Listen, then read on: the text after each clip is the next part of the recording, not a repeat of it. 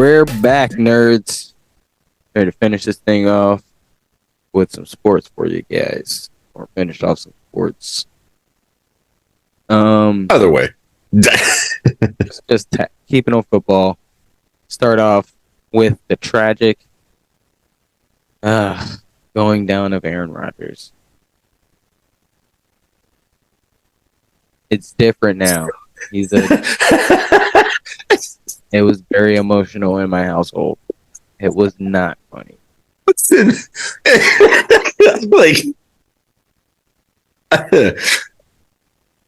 I know my laughing probably won't seem like it, but yeah, it does suck. But at the same time, I mean, I couldn't have asked for it to happen any other way. I was like, I mean, me personally, this was what I was worried about for the Jets, like Aaron Rodgers getting injured. I didn't think 4 minutes into the game, seconds of his Jets career. There was like the slightest part of my mind that was like, something has to happen. If there truly is this whole conspiracy of an NFL script, this would be the immediate plot twist. But you see, that's where it doesn't really go with the script, though, because... Oh, no, the script is he gets hurt in the first game. They make it to the playoffs. He recovers just in time for the playoffs. Okay. And then he gets another Super Bowl win. Okay, that would make it a script. But so far, it's just the Jets. Oh, yeah. Like, don't get me wrong. The Jets are still a very well set up team. Every single Jets fan, they were like angry and sad. But they, 100%. Yeah, they were really surprised. They were like, they didn't even get mad. They were just like, the fucking Jets. This always happens. There, I was like, Jesus. I'm sorry, guys. This is why we can't have nice things. What did they say in Big Daddy? The goddamn Jets. Mm-hmm. Listen,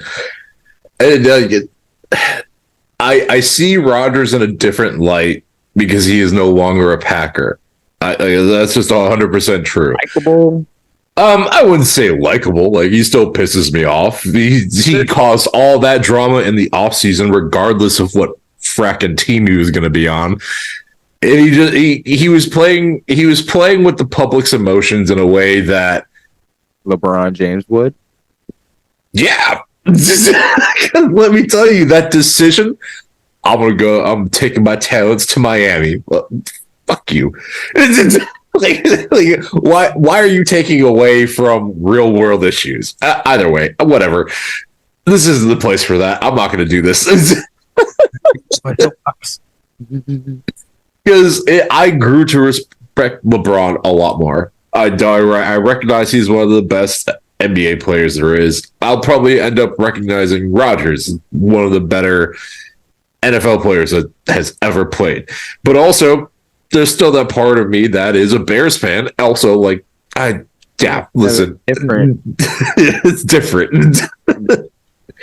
In which I'm not going to deny you. It's like me saying, I like Tony Romo. I started liking Tony Romo after he got into the booth. Yeah, because he's a great football mind. He's predicted so many plays on air, live. I didn't like him while he was still playing. No. I don't even think he liked himself while he was still playing. Yeah. He played for the Cowboys, so he probably didn't like too much of that. How much does Dak like it? Anyways, we'll get into these teams as they come up. But yeah, I think for the Jets, man, I think Zach showed up how he needed to show up. But the overall offensive core they have, oh my God. Sorry. I am also watching the Houston Astros and Kansas City Royals baseball game right now because it's just on. I just watched this reliever throw 100-mile-per-hour fastball in the corner, and that was just the most impressive thing I've seen. But all still alive, guys. Still alive. But it's the longest running thing in the world. But getting back to football, yeah, man, like Garrett Wilson's a great receiver. You have Dalvin Cook. Still have Alan Lazard. Zach Wilson can throw a ball when he needs to. Like that team, like the head coach said, he's like when the Aaron Rodgers injury happened, he's like, yeah, things are not good. But then in the next interview, he's like, I think you guys took that and ran with it. I didn't say there wasn't hope. I just said it wasn't good. Yeah. Although the way they use Zach Wilson, makes us all believe they don't have any hope or trust in him. Because oh man, it was so aggravating watching that game a little bit. Like, they're like literally just running the same plays over and over, the most predictable thing in the world, and not even like letting, I don't know because Zach Wilson, don't want to let him try to save the game, but don't throw the game away by making him even more predictable. Right. No, 100%. And I mean, I think sitting behind Rodgers and learning from Rodgers during the offseason was probably one of the better things to happen to Zach Wilson. Of course. Because that truly does set up the Jets. For a very potentially long career with Zach, as long as he's, again, taking advantage of this opportunity. I think he is, but at the same time, that Jets offensive line isn't the best. Not the best to be behind if you're new. Right. But also, let's put it like this. Y'all still, the Jets offensive line performed better than the Bears offensive line. Yeah, but I don't know. I mean, not a lot of offensive lines did that great this week. You had, if you're Giants, sorry, Mike. Yeah, the Giants. Yeah, that was oof. Let's not talk about that. I mean, we can talk about it because, like, good, but I don't want to give the Cowboys and their fans the like glory of like beating up on the Giants, who were I think all I'll say is, as much as I hate the Cowboys, it is nice to see Dak get what he got. And again, he's going against a defense that the Giants' defense is garbaggio. I think we can all agree with that. What do you mean, get what he got? Like his money? No, I think getting that type of performance out of himself, because I think a lot of people, have just gotten to a point where, they just think of Dak as this kind of meh player in an organization that's just going to forever be one of the tops. Not necessarily in winning stats or anything like that, but in a fan base. Well, and the amount of criticism, what he's gone through, especially with injuries, which I think is a very popular theme for a lot of Cowboys quarterbacks. Mm-hmm. It's just hard to hate on the brothers. Like, after that, I'm like, hey man, like I'm glad you did what you did. You got the win. Like, that was super good to see. But all I can do for him is say, I'm glad you got your money. I don't care. Right. He plays. He can play like trash, and he can be trash. It's trash. Trash. For the Cowboys. Oh. I mean, also, come on now. Like, he also was just, played, how many games was this? 16 games? Yeah. Last year, and threw more interceptions than anybody else. I don't know. Whatever. Yeah. I mean, yeah, super true. I'll not deny that straight up fact, but, happy he got his money. I'm happy he got his money. I'm happy he was able to step up like that for the first game. Don't get me wrong. It's the first game of the season, so this is not going to last. Do I still think that Cowboys defense is probably one of the more impressive defenses in the NFL currently? Yeah. Yeah. I think so. Yeah. Because, listen, Diggs himself is just one of the better quarterbacks. Like, I put him, I think, over Sauce. I love Sauce's overall personality, but I think talent-wise, Diggs has it for like one of the better quarterbacks. Not even talent-wise, it's size. Sauce, if he was bigger, he'd be probably the best. Oh yeah, yeah. He's really small. He's a tiny cornerback. Like, it's very, very true. Yeah, but because I mean, let's put it like this: he has height over Steven Smith, but Steven Smith would have him on mass if Steven Smith was still playing. It's a lot. It's a lot to deal with for him. Yep.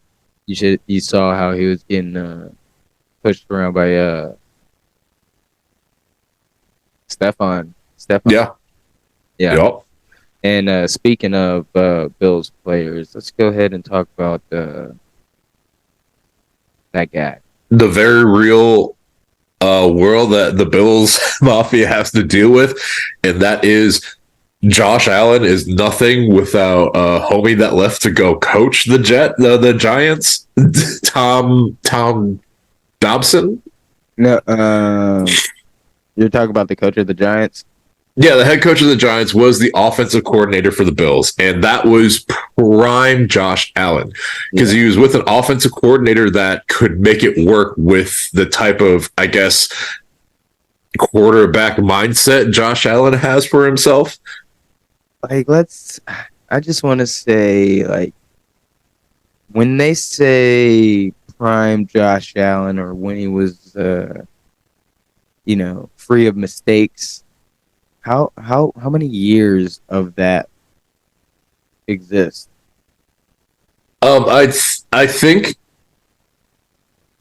a lot. I think the way a lot of people were looking at it was Josh Allen is the ideal quarterback build, where he is tall, he's hard to take down, and he can truly have an eye of the game, but he runs himself through his checkdowns way too quick, and he is set up in a position where he has enough time to truly let something develop, but then he just gets that mentality of, I got to put the team on my back, and he tries to run it. And he's not like, is he a runner? Sure, but he's not like Lamar or even like a Justin Fields. He doesn't have that type of mobility. He just has the big body. He's trying to be like a young Ben Roethlisberger, but he's not in a system that can make that work because he's not with a Thomason. He's just not with a Thomason. I want to say all those things that you said, just a little bit different. Yeah. All those things, like some things that a lot of analysts say about Josh Allen, like he doesn't know how to, not be the hero. Hey, Maya. I have the windows open so she heard a car. Hey, no. And for that one, I'm like, okay, you can say he's trying too hard to be a hero, or he's being reckless. That's another word you could say. Oh, 100%. Yeah, he's being reckless. Yep. Yeah, I mean, like, there's just all these analogies they use and, like, just saying the wrong ones just because they feel like he's a great quarterback. He's a good quarterback. He's a good quarterback. He's not a great quarterback. And if he's right there with Dak Prescott. That's actually really fair. Yeah. He's right there with Dak Prescott. If not even worse than Dak Prescott. He has more turnovers than Dak Prescott. He has the most turnovers out of all quarterbacks in the past 2 seasons. Like, he doesn't have enough good seasons. Well, I mean, he has good seasons. He doesn't have enough great seasons to keep saying like he's not reckless. Keep saying like he's trying to put the team. No, he's not putting the team on his back. He's hurting the team, guys. He is. Oh yeah, he thinks he's putting the team on his back, but you have a great receiver like Stephon Diggs that just isn't getting any form of volume that he should truly get. They will never be Super Bowl contenders with him playing like that. Like No, I would never no. have faith in them. Like they can be in the running, they can be number one in the AFC all year long. Won't mean anything to me because he's going to throw excuse me. Sorry, he's going to throw an interception in a crucial moment in the playoffs. Mm-hmm. Like this is what he does. Josh Allen does not take care of the ball. He's not a hero. Yeah, no. He doesn't try to be a hero too much. He's just really, really reckless with the football. And that's about it. And he's reckless with his body. Like he gets frustrated, he gets flustered, and it's not trying to be the hero once again. It's not sliding when you should be sliding. Like running into 3 players for what? Right. What is that going to accomplish? Nothing, because you're not going to run them all over. That's not right. Also, that really shouldn't be your job. And I think that 100% is something the Bills have just been lacking, is a true star running back. And they could have had DeAndre Swift. They could have had David Montgomery. There's so many options that were happening this offseason that they could have picked up on. But they're just like, no, we're good. Well, who did they have last year? They've had a couple decent running backs. Singletary. Yes, they had a bunch of around the league. There's just a bunch of decent running backs. There's not a lot of great running backs because all these running backs can do just about all the same thing, especially when you got a QB such as Josh Allen. Right. Distract from that runner, and you never know what they're going to do. I mean, look at how the Eagles are using all of our running backs. Every single one of our running backs get yards. Yep. And we run with like a 3-4 man rotation at times, and then Jalen Hurts. Listen, watching Swift perform like that was beautiful. Yeah, that man is fast. Him and Boston Scott, that is quite a combo right there. Mm-hmm. It's like, yeah, I love Sanders, but like, woo, apparently we're not missing a beat without him. Right, and I think this first week truly reflects on the overall view of the quarterbacks that are in the NFL right now. Because, let's think about this. Everybody had Josh Allen and Joe Burrow before Jalen. And I'm not saying like this first week, not to say Jalen wasn't good, but that wasn't the best performance we've ever seen from him. But Joe Burrow got benched. And obviously they're doing that so he doesn't get hurt again because he's already had so many issues. But for him to get benched like that in a game, what does that truly say? How is this how are all these people still so confident? Don't get me wrong, I think the Bengals will probably have a step up. Probably not this week because they're going up against the Ravens, who are 2-0 currently. And I think Lamar is probably one of the better overall. I would have to confidently say I think Lamar is a better quarterback, especially with what he's presented with.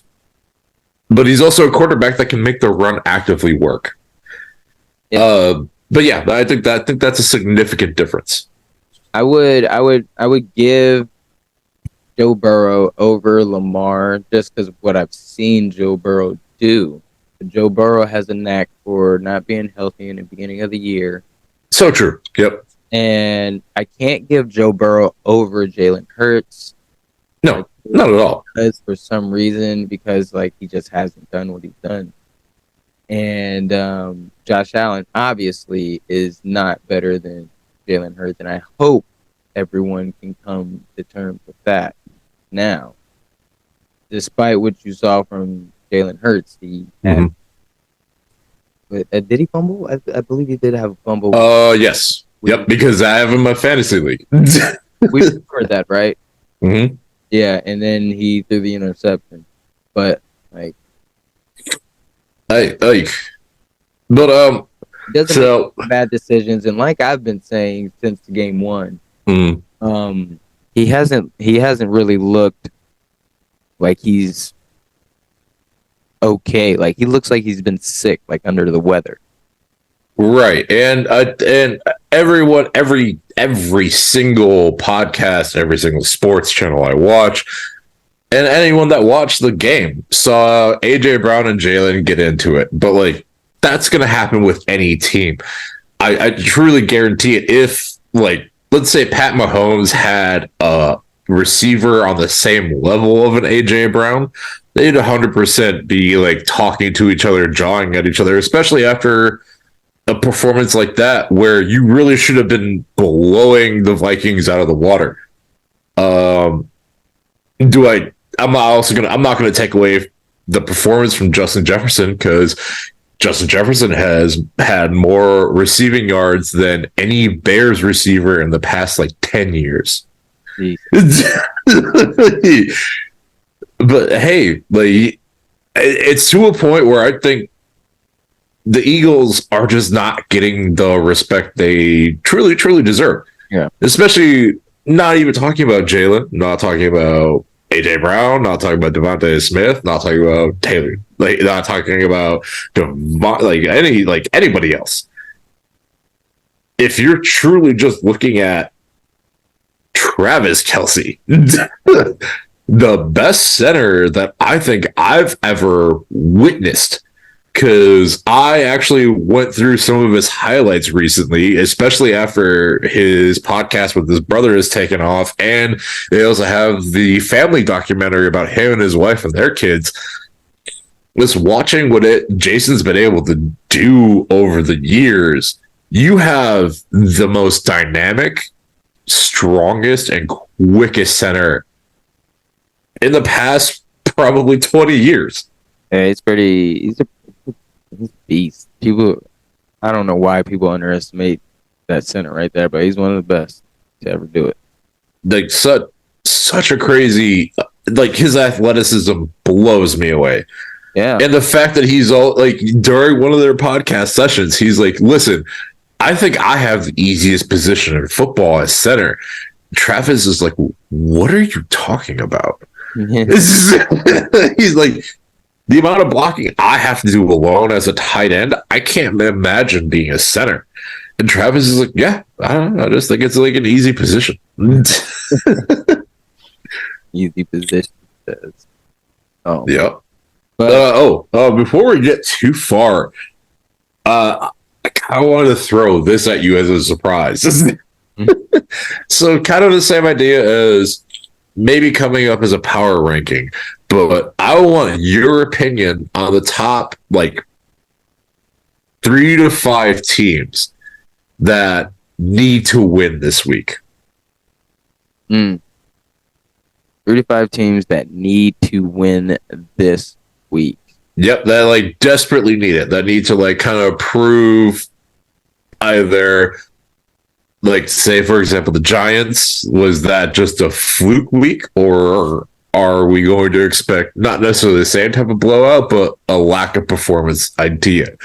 So like what teams do you think have to like truly step up the most? Okay. I know a lot of people aren't going to look too much into that loss by the Bills last week. But I'll tell you this much. They need to win this week. They cannot lose. Oh my God, yeah. Especially the first one being a divisional game to the Jets after their starting quarterback went out in the first 4 plays. First 4 plays. Aaron Rodgers went down, and you guys did not get the job done and let Zach Wilson beat you guys. So you guys cannot lose to the Raiders. Not you, but the Buffalo Bills cannot lose to the Raiders. Especially with Jacoby Myers being confirmed out with concussion. And before his concussion, he got me like 25 points in fantasy. Yeah, I mean, you can't lose 2 games in a row, especially to not, playoff teams. Yep. In my opinion. Another team that needs to win this week, I am going to go. All right, right? Like, the way this like first week has gone, it's like, man, there's so many teams. I'll put it on the Bears just to see where you guys at. You guys got to win this week. I want to see. Listen, yeah, no, I 100% agree. I like for me, I think that my team, the Bears, would be besides the Giants, the team that has the most to prove. Because man, like the way we are set up, the way that we got DJ Moore, the way we got Chase Claypool, who might just go ahead and get himself benched right away for this week too, because Eberflus, our head coach, has straight up said he pulled him into a meeting. He was like, "You were terrible at blocking." Like, and due to that, and your overall what seems like a lack of effort, you're just gonna get benched. Ouch. And they gave up like a second round pick for that. Yeah, I know. Yeah, so Bears are up there. It's going to be hard, I think, because the Bucks looks like they want to play hard. Yep. And you're right. The Giants, they better win this week. They're playing the Cardinals. I mean, you're not really going to do nothing in the playoffs, I don't think, but you should want to be better than what you are. Mm-hmm. So you guys should go ahead and put a hurting or try to win this game on the Cardinals. Mm-hmm. And I will also say, I don't know why, I feel like this is kind of like the Cowboys. You guys better win this week. Ooh, that's a twist. That's actually a really fair twist. I like that. They're playing the Jets, and they just talk so much trash. Oh, as they always do, yeah. Man, look. Cowboys, you better win this week. And the Eagles won this week, so I would have said us if you had asked me, before yesterday's game. But we won, so I don't care by how much. Yeah, I like that. I like those answers. Those were good. Yeah. And yeah. I guess the only thing we got left is we can talk about this USA loss. Listen, yeah. For all of our NBA followers and for anyone that truly that just didn't know about it, because it's also one of those things that's not really, I think, advertised well. The FIBA World Cup. So basically, the worldwide basketball championship was going on. The USA started hot, fell apart, and got knocked out. And we've been the most dominant team in the Olympics and FIBA for years. I'd pretty much let's think about this. I would have to say probably ever since dial-up was invented. Even before that, with the Olympics, because FIBA wasn't really a thing until probably 10 years ago. I don't know the exact date, but it wasn't something yet that was advertised well. And that was at a time where all the best players that were presented to us in the media were playing in the NBA. And when the finals came around, the team won the finals. They were like, this is the best team in the world. And then the rest of the world was like, hold on. Not the rest of the world. One of ours said, hold on. That is actually very true. There was a United States. I forgot his name, the sprinter. Yep. He was like, listen, you guys have no idea. but like I said, we deserve to lose this, and we needed to lose it to, jumpstart everybody to care about this stuff again. Because the sprinter, I don't even remember his name, he was wrong. We are the greatest basketball powerhouse, and it's no competition, really. It becomes competition when we do not care about it. Nothing against all the other nations that love basketball and want, and are getting better, and it's expanding, and we're getting phenomenal, once in a lifetime players from other countries. But those are far in between. We have an abundance of great players, and it's nothing against the team that we had out there, but that team had no business playing together, like that they did not gel. I said that 2 weeks Yeah. ago. Oh, yeah. That's fair. No Yep. chemistry. It was like the least cohesive team I've seen. Like, you can't have Brandon Ingram as your vet, and he's not even putting all out there. You got Yep. Anthony Edwards being the best player on the team. He's too young to really be the leader. He's not. He still has a flip phone. Like, I mean, it just wasn't a good display, and it wasn't a good showing. We got beat by Germany. They gave us that work. Daniel Tice and Schroeder. Dennis Schroeder gave us that work. Mm-hmm. Be better, America. Like, this team, they had every business losing. Like, Right. Sorry. And then we lost to Canada as well. But you also have to think about the players on that team that played for Canada. Nope. You know why? I do. I'm discrediting it. You know why? Because they didn't give us the work. Dylan Brooks gave us the work. Dylan Brooks was fucking Dylan Brooks was the reason why we lost to Canada. No one else. It was Dylan Brooks and us, the reason why we lost. So, yeah, he gave us 39 points and made him the greatest defender in all of the free world, even though they came in third. But this loss has convinced LeBron and all the other all-stars of past years to be like, look, we're going to step up. And it's like, okay, cool. Like, hopefully that makes a difference. We'll see. It probably will, but I'm not super confident in it. It will, but let's see if we do it first. We could have used it now, but we're running out of time, nerds. It's about, yep. Yes. We gotta get ready to tuck ourselves in. Yeah. It's been good to be back with Baldur's Gate 3 and like our Twitch getting set up. We'll have more live stream stuff for y'all soon. Oh, yeah. We'll see y'all tomorrow. I'll stream something. We'll be back. Don't look. We're gonna blow y'all up. We promise. It's gonna happen. All right, nerds. Peace. Good night. Peace.